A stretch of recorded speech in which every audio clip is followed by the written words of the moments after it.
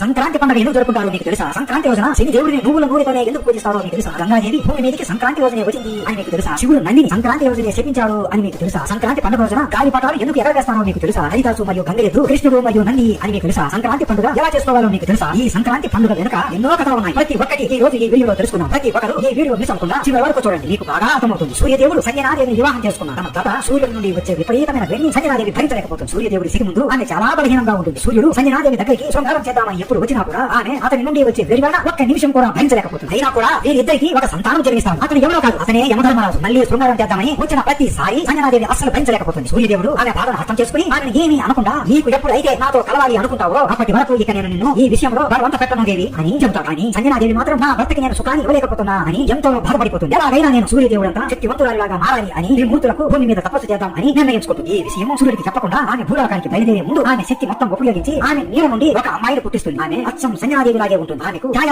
అనే పేరు పెడుతుంది. ఛాయ అంటే నీడ అని అర్థం. ఛాయాదేవితో నువ్వు సూర్యుడి భార్యలాగా నా స్థానంలో ఉంటూ ఆయనకు అలాగే నా కుమారుడు అయిన యముడికి సేవలు చేస్తూ వారికి ఏ అవసరం ఉన్నా అది నువ్వు తీర్చు అని చెబుతుంది. అలాగే నేను ఇలా అడవికి తపస్సు చేయడానికి వెళ్తున్న విషయము సూర్యదేవుడికి చెప్పవద్దు అని ఆజ్ఞాపిస్తుంది. అలా సంజనాదేవి తపస్సు చేస్తూ ఉంటుంది. ఆ రోజు నుండి సూర్యదేవుడి భార్యగా ఛాయాదేవి నటిస్తూ ఉంటుంది. ఒకనొక సమయంలో ఛాయాదేవిని చూసి సూర్యుడు ఆగలేక ఆమె దగ్గరికి వెళ్లి, దేవి నీకు అంగీకారం అయితే ఈ రోజు మనం శృంగారం చేసుకుందామా అని అనగా ఛాయాదేవి కూడా సరే అని అంగీకరిస్తుంది. అలా వారు ఇద్దరు శృంగారం చేసుకుంటారు. ఈ కలియక ద్వారా శనిదేవుడు జన్మిస్తాడు. శనిదేవుడు నల్లగా ఉంటాడు. శనిదేవుడి శరీరం నుండి నల్లటి వెలుగు వస్తూ దురదృష్టం ఎత్తిపోతూ ఉంటుంది. అప్పుడే పుట్టిన శనిదేవుడిని సూర్యదేవుడు చూడగానే కోపంతో ఊగిపోతూ రెచ్చిపోతూ సూర్యదేవుడు తెల్లగా ఎంతో ఆనందంగా ఉంటాడు. శనిదేవుడు నల్లగా శనిని కలిగించే విధంగా ఉంటాడు. సూర్యదేవుడి తేజస్సు శనిదేవుడిలో అస్సలు ఉండదు. అప్పుడు సూర్యదేవుడు, ఓ సంజనాదేవి, ఎవరు వీడు? ఎవరికి పుట్టినవాడు వీడు? వీడిలో నా పోలిక అస్సలు లేదు. అలాగని నీ పోలిక అస్సలు లేదు. వీడు ఎవరో చెప్తావా లేదా ఇక్కడికిక్కడే వీడిని చంపమంటావా అని కోపంతో గట్టిగా అరుస్తూ అంటాడు. సంజనాదేవా, ఆమె ఎవరు స్వామి? నా పేరు ఛాయాదేవి, నేను మీ భార్య. మనం ఇద్దరం శృంగారం చేసుకుంటేనే ఇక్కడ మనకు పుట్టిన పిల్లవాడని ఏడుస్తూ చెబుతుంది. ఇది వినగానే సూర్యదేవుడు ఆశ్చర్యపోతాడు. అక్కడికక్కడే కుప్ప కూలిపోతాడు. ఛాయాదేవి, అసలు నువ్వు ఎవరు? నా భార్య పేరు సంజనాదేవి అని ఆశ్చర్యపోతాడు. అప్పుడు ఛాయాదేవి జరిగింది మొత్తం చెబుతుంది. అది వినగానే వీరిద్దరి మీద సూర్యదేవుడికి అలా కోపం వచ్చేస్తుంది. మీరు ఇద్దరు కలిసి నన్ను మోసం చేస్తారా? మిమ్మల్ని అస్సలు క్షమించకూడదని కోపంతో ఊగిపోతాడు. అని ఛాయాదేవి మాత్రం వాడిని, ఇతను మన పిల్లవాడే, మీరు ఇతని మీ కుమారులాగా స్వీకరించండి అని కాళ్ళు పట్టుకుని వేడుకుంటుంది. సూర్యదేవుడు మాత్రం వీడు అస్సలు నా బిడ్డనే కాదు అని నిరాకరించి ఛాయాదేవిని ఒక గదిలో, అలాగే శనిదేవుడిని ఒక గదిలో పెట్టి ఇద్దరిని బంధిస్తాడు. ఆ మాటలు అన్ని విన్న శనిదేవుడు కొద్ది రోజుల్లోనే పెద్దవాడు అయిపోతాడు. యమధర్మరాజు కూడా సూర్యదేవుడితో నా తమ్ముడైన శనిదేవుడిని విడిపించలిస్తాను అని ఎంతగానో వేడుకుంటాడు. సూర్యదేవుడు అస్సలు వినడు. ఆ తరువాత శనిదేవుడు ఆయనకి ఉన్న సంఖ్యలను పెంచుకుని ఆ గదిలో నుండి బయటకు వచ్చి, ఓ సూర్యదేవా, నీకు నీ అందాన్ని చూసుకునే కదా ఎంత గర్వము. ఈ రోజు నుండి నువ్వు నీ వెలుగును కోల్పోయి కుష్టు రోగంతో బ్రతుకుతావు అని చెప్పించి తన తల్లి ఛాయాదేవిని విడిపించుకుని అక్కడ నుండి వెళ్ళిపోతాడు. ఆ రోగం వలన సూర్యదేవుడు తన కాంతి అంతా కోల్పోతాడు. తెల్లగా ఉన్న చర్మం నల్లగా మారిపోతుంది. అనారోగ్యంతో కుష్టు రోగంతో ఎంతో బాధపడతాడు. ఇక్కడ తప్పు సూర్యదేవుడిదే అని తెలిసినా కూడా తన తండ్రి అనే బాధని యమధర్మరాజు చూడలేక కుష్టు రోగాన్ని తొలగించడానికి శివుడికి కఠోరమైన తపస్సు చేయగా శివుడు యమధర్మరాజు తపస్సు మెచ్చి సూర్యదేవుడి కుష్టు రోగాన్ని తొలగిస్తాడు. అప్పుడు సూర్యదేవుడు వెంటనే శనిదేవుడిని వెతుక్కుంటూ వెళ్తాడు. మొత్తం భూమి వెతుకుతాడు. శనిదేవుడు దొరక చౌర కుటుంబం మొత్తం వెతుకుతాడు. కానీ శనిదేవుడు దొరకడు. అలా ఎన్నో